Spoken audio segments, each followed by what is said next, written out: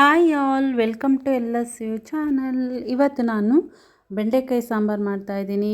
ಎಲ್ಲರೂ ಒಂದೊಂಥರ ಡಿಫ್ರೆಂಟಾಗಿ ಸಾಂಬಾರು ಮಾಡ್ತಾರೆ, ಆದರೆ ಈ ರೀತಿಯಲ್ಲಿ ಮಾಡಿ ಟೇಸ್ಟ್ ಕೂಡ ಚೆನ್ನಾಗಿರುತ್ತೆ, ಬೇಗನೂ ಕೂಡ ಆಗುತ್ತೆ.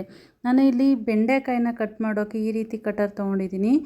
ಇದನ್ನು ತುಂಬ ಚೆನ್ನಾಗಿದೆ, ನೀವು ಬೇಕಾದ್ರೆ ಒಂದು ಸಲ ಟ್ರೈ ಮಾಡಿ. ಇದನ್ನು ನಾನು ಲಿಂಕ್ನ ಹಾಕಿರ್ತೀನಿ ಅಮೆಝಾನಲ್ಲಿ, ತುಂಬ ಚೆನ್ನಾಗಿದೆ. ನಾನು ಇದರಲ್ಲೇ ಕೂಡ ಕಟ್ ಮಾಡ್ಕೊತೀನಿ. ನೋಡಿ ಎಷ್ಟು ಸುಲಭವಾಗಿ ಮಾಡ್ಕೊಬೋದು ಅಲ್ವಾ. ತುಂಬ ಸಣ್ಣ ಸಣ್ಣ ಪೀಸಸ್ ಕೂಡ ಮಾಡ್ಕೋಬೋದು.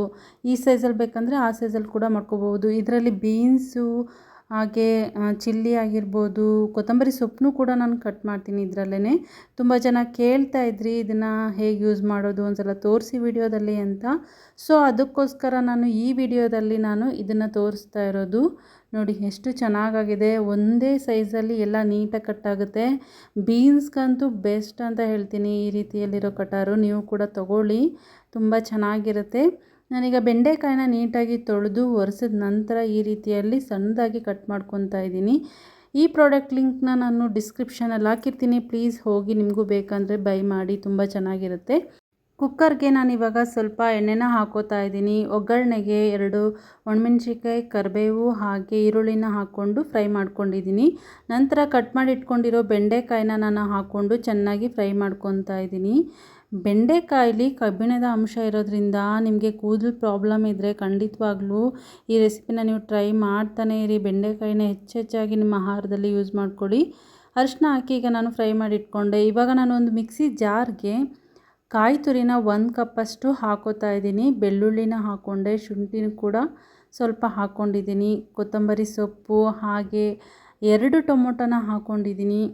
1 ಈರುಳ್ಳಿನ ನಾನಿಲ್ಲಿ ಕಟ್ ಮಾಡಿ ಹಾಕೋತಾ ಇದ್ದೀನಿ. ನಂತರ ಇದಕ್ಕೆ ನಾನು 1 ಟೇಬಲ್ ಸ್ಪೂನಷ್ಟು ಬೇಳೆ ಸಾಂಬಾರು ಪೌಡರ್ನ ಹಾಕೋತಾ ಇದ್ದೀನಿ. ನಿಮಗೆ ಖಾರ ಬೇಕಂತಂದರೆ ನೀವು ಇನ್ನೂ ಕೂಡ ಹಾಕ್ಕೊಳ್ಳಿ. ಹಾಗೆ ನಾನು ಸ್ವಲ್ಪ ನೀರನ್ನ ಹಾಕ್ಕೊಂಡು ಈಗ ಗ್ರೈಂಡ್ ಮಾಡ್ಕೋತಾ ಇದ್ದೀನಿ. ನೈಸಾಗಿ ಪೇಸ್ಟ್ ಮಾಡ್ಕೊಬೇಕು, ಈ ರೀತಿಯಲ್ಲಿರುತ್ತೆ. ನೋಡಿ ಎಷ್ಟು ಚೆನ್ನಾಗಾಗಿದೆ ಅಂತ.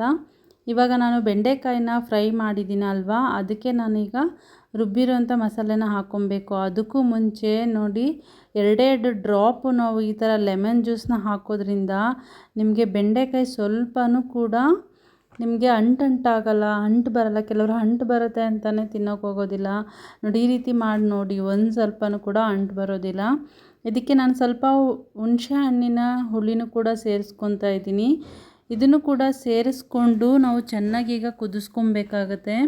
ಹುಳಿ ಚೆನ್ನಾಗಿ ಬೆಂದ ನಂತರ ನಾವು ರುಬ್ಬಿಟ್ಕೊಂಡಿರೋ ಮಸಾಲೆನ ಹಾಕ್ಕೊಬೇಕಾಗತ್ತೆ. ಮತ್ತು ಬೆಂಡೆಕಾಯಲ್ಲಿ ವಿಟಮಿನ್ ಸಿ ಇದೆಯಪ್ಪ. ಹಾಗೆಯೇ ಶುಗರ್ ಪೇಷಂಟ್ಗಳಿಗಂತೂ ಶುಗರ್ ಲೆವೆಲ್ನ ಕಂಟ್ರೋಲ್ ಮಾಡೋದ್ರಲ್ಲಿ ಬೆಂಡೆಕಾಯಿ ತುಂಬಾ ಹೆಲ್ಪ್ ಮಾಡುತ್ತೆ. ಖಂಡಿತವಾಗ್ಲೂ ತುಂಬ ಹೆಚ್ಚು ಕಾಯಿಲೆಗಳಿಗೆ ಇದು ಸಂಜೀವಿನಿ ಅಂತ ಹೇಳ್ಬೋದು. ನೀವು ಕೂಡ ನಿಮ್ಮ ಡೈಲಿ ರೊಟೀನಲ್ಲಿ ಬೆಂಡೆಕಾಯಿನ ಪಲ್ಯನಾದರೂ ಮಾಡ್ಕೋಬೋದು, ಗ್ರೇವಿ ಆದರೂ ಮಾಡ್ಕೊಳ್ಳಿ. ಹಾಗೆ ಬೆಂಡೆಕಾಯಿ ಫ್ರೈನೂ ಕೂಡ ಮಾಡಿಕೊಂಡು ಒಂದು ಸಲ ಟ್ರೈ ಮಾಡಿ. ಇದಕ್ಕೆ ನಾನು ಸಾಲ್ಟ್ ಕೂಡ ಸೇರಿಸ್ಕೊಂಡು ಚೆನ್ನಾಗಿ ಫ್ರೈ ಮಾಡಿದ ನಂತರ ಸ್ವಲ್ಪ ನೀರನ್ನು ಕೂಡ ಹಾಕೋತಾ ಇದ್ದೀನಿ. ನಿಮಗೆ ಸಾಂಬಾರು ಎಷ್ಟು ಬೇಕಾಗುತ್ತೋ ಅಷ್ಟು ನೀರನ್ನ ನೀವು ಇಲ್ಲಿ ಸೇರಿಸ್ಕೊಂಡು ಮಿಕ್ಸ್ ಮಾಡಿಕೊಂಡು ಒಂದು ಸಲ ಚೆನ್ನಾಗಿ ಕುದಿಸ್ಕೊಳ್ಳಿ. ಆಮೇಲೆ 1 ವಿಷಿಲ್ ಕೂಗಿಸ್ಕೊಬೇಕಾಗತ್ತೆ. ಕೆಲವ್ರಿಗೆ ಬೇಯೋದಿಲ್ಲ ಅಂತ ಹೇಳಿದ್ರೆ 2 ವಿಷಿಲಾದರೂ ಕೂಗಿಸ್ಕೋಬೋದು, ಅದು ಕೂಡ ತುಂಬ ಚೆನ್ನಾಗಿರುತ್ತೆ. ನೋಡಿದ್ರಲ್ಲ ಎಷ್ಟು ಚೆನ್ನಾಗಾಗಿದೆ ಅಂತ. ಈಗ ರೆಡಿಯಾಗಿದೆ ಬೆಂಡೆಕಾಯಿ ಸಾಂಬಾರು, ತುಂಬ ರುಚಿಯಾಗಿತ್ತು. ನೋಡಿ, ನೀರು ಬೇಕಂದರೆ ನೀವು ಕಡಿಮೆನೂ ಕೂಡ ಹಾಕ್ಕೊಂಡು ಗಟ್ಟಿಯಾಗಿ ಕೂಡ ಮಾಡ್ಕೋಬೋದು. ತುಂಬ ರುಚಿಯಾಗಿರುತ್ತೆ, ತುಂಬ ಇಷ್ಟಪಟ್ಟು ತಿಂತಾರೆ ಎಲ್ಲರೂ ಕೂಡ ಇದನ್ನು. ನೋಡಿ ಈ ರೀತಿಯಲ್ಲಿ ಮಾಡೋದ್ರಿಂದ ಒಂಚೂರು ಕೂಡ ಲೋಳೆ ಇಲ್ಲದೆ ಇರೋ ಬೆಂಡೆಕಾಯಿ ಸಾಂಬಾರು ರೆಡಿ ಆಗುತ್ತೆ. ಇದನ್ನು ನಾನು ರೈಸ್ ಜೊತೆಗೆ ನಾನು ಸರ್ವ್ ಮಾಡ್ತಾಯಿದ್ದೀನಿ. ತುಂಬ ಈಸಿಯಾಗಿ ಮಾಡ್ಕೊಬೋದು ಅಲ್ವಾ.